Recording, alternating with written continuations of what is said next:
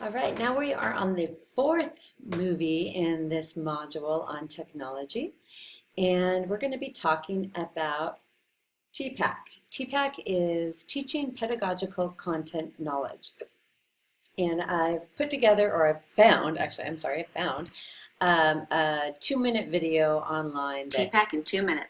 that explains TPAC in 2 minutes. So we'll now watch it. For more information, visit tpac.org. So first we have to ask, what is it?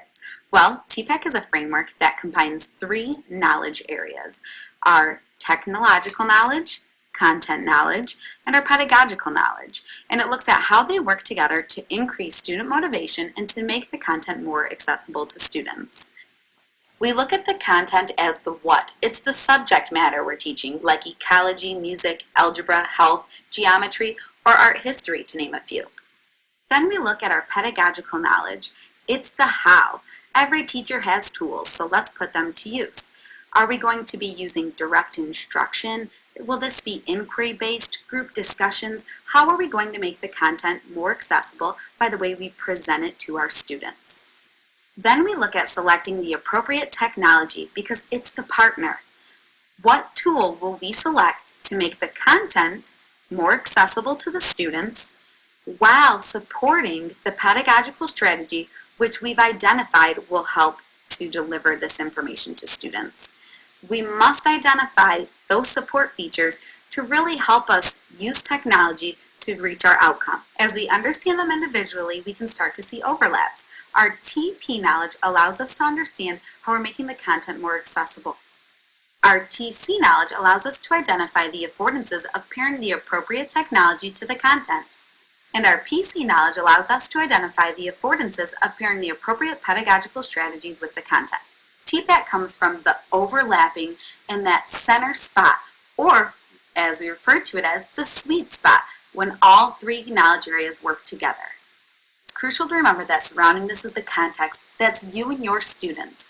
This may look differently when you walk into classrooms because at the heart of TPAC is meeting students' needs.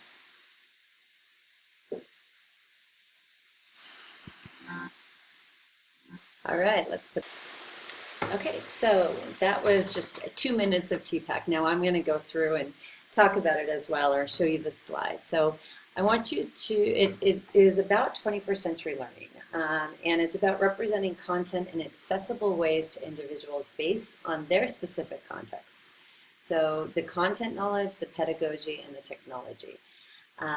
So how technology and content and pedagogy work together. So this is to ensure that you're actually doing a good job in how you're presenting the technology to your students. You can use this framework and ask yourself, are you meeting all of these pieces, essential pieces? So one of our professors here at Touro actually put together the teaching and learning interchange. And so I'm gonna have you go through that. And so here's the website. It's also found on your critical reflection activity. And I'm going to have you click on a strategy, choose a topic to find a specific strategy in practice. And there's learning styles, technology, working with English language learners, and working with special populations. And then I want you to complete all sections of the topic that you choose, reading, listening, reviewing all the resources at the bottom.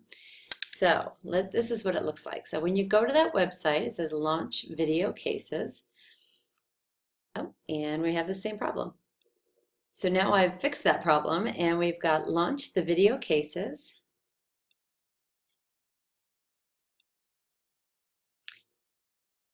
Or have we?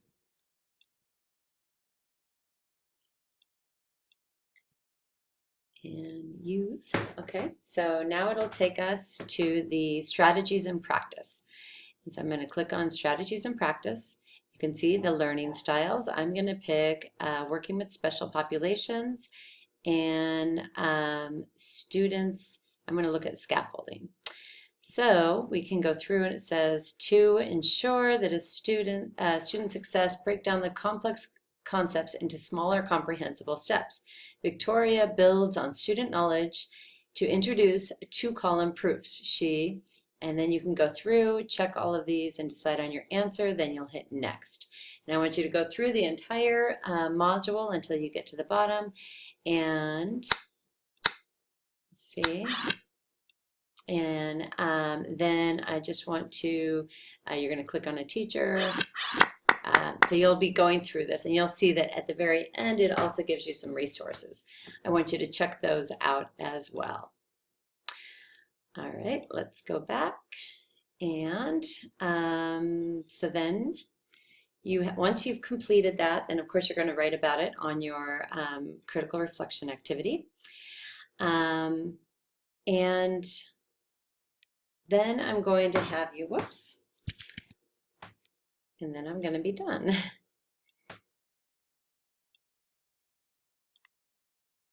Man, I don't know why it won't. It's not listening to me now.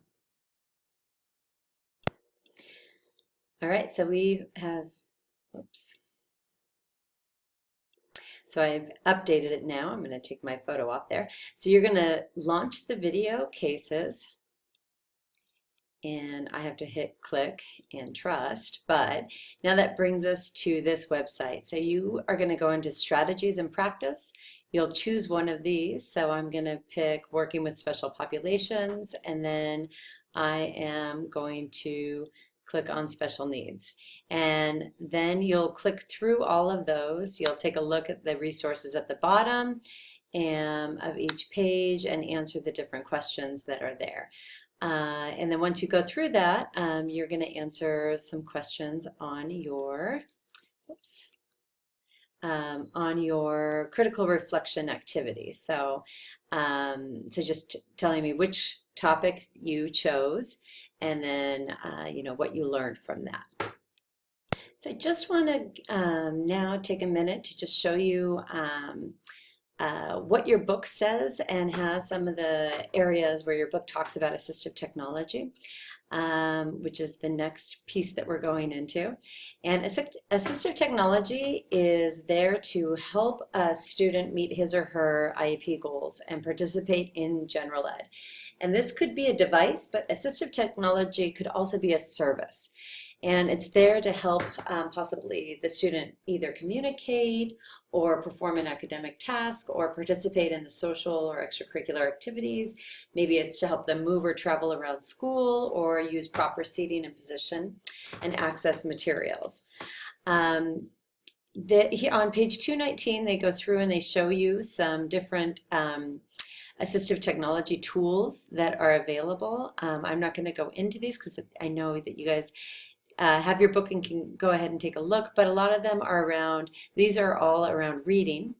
And so it's about, you know, making the text larger or actually reading aloud for the child, customizing the visual presentation of the text. And one important thing I'd like you to all join is bookshare.org. So if you have, you can get an account for your student, and they actually have a ton of books that are available for your student so that they can learn to read and access literature. Also on page 28 in your textbook, they go through and they talk about the opportunities of assistive technology. So you've got no tech or low tech, you've got mid tech and high tech. So the no tech is like a rubber grip for a pencil or a pen, could be a study carrel. The mid tech is around like digital audio recording or a calculator. And then high tech is when you have like voice recognition. If you've worked with any students with an AAC device, that would be an example as well. They've got some really great videos that you can also watch of students using assistive technology. So why don't we click on that right now. Hello, my name is Ellen.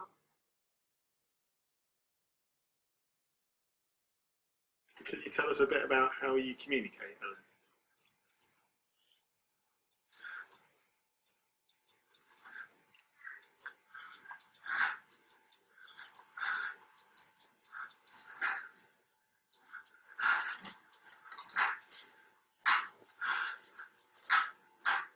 I use my two switches to select the icons on my Pathfinder. When I press my right switch, a bright red light comes onto the first row of icons. If I wanted that row, then I would press my left switch to select that row. Then I have to do the same thing to select the second icon to say a word.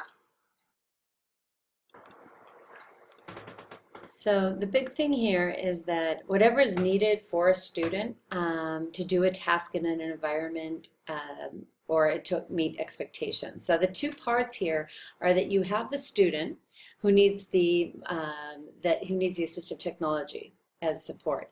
Then you have the others who need training and support on using these devices or deciding which device to use or managing the use of these devices. That's where the general ed teachers come in. You should be part of the decision-making process about technology. So you don't necessarily have to decide on the technology, but once it's been decided on, you should make sure that you've been trained on how to use it in your classroom and to support the learning in your classroom. So this is the 8-step continuous decision-making process about technology and special ed. So one is you have to identify the area of concern, then you gather information on the aspects related to that concern. So this is where a special educator might come and ask you, what are some of the barriers to, the student accessing the learning in your classroom? And it could be communication, and then the special educator would go back with that information, present it to the team. They would analyze that information and come up with some prioritized and potential solutions, such as getting some sort of communication device. And then they would develop a plan, work on getting the tool or the assistive technology for the student, train everybody on it, and then revisit whether that technology is working and if there's anything they need to do. And of course, as always, document, document, document. So what resources do you have access to in your school? Do you have iPads? Do you have internet access? Do you have software? Do you have different programs? These are all things to think of in your classroom and in your school as potentials for helping support your students with special needs. Here's some websites that you can also go to, because I know that some people have said, oh, well, I've already been to all of the websites that I had mentioned before. So I listed a bunch more here so that you can, reach outside of your comfort zone and learn about more technologies that are out there. Here's some low tech. So say you don't have any internet access at your school site, then some of the things you can do is, buy a timer. You can get them on Amazon very easily. You can use solo plates with dry erase pens and socks to create dry erase boards. You can have haptic devices. Those are a little bit more difficult to get, but it is a possibility. Fidgets you're seeing a lot, and there's a lot of controversy around there. I like this one. It's the sensory thinking box. So you create a box with different materials in there that can help increase thinking, such as mats or boas or fidgets. I've seen different weighted blankets and things like that to help students so that they can actually access the learning. And then live scribe pens take notes for all students. Here's the link for the BrainPop. If you just email them, then they will make sure to give you access to for the teacher trial. And that brings us to the end of this part, this module. So thank you.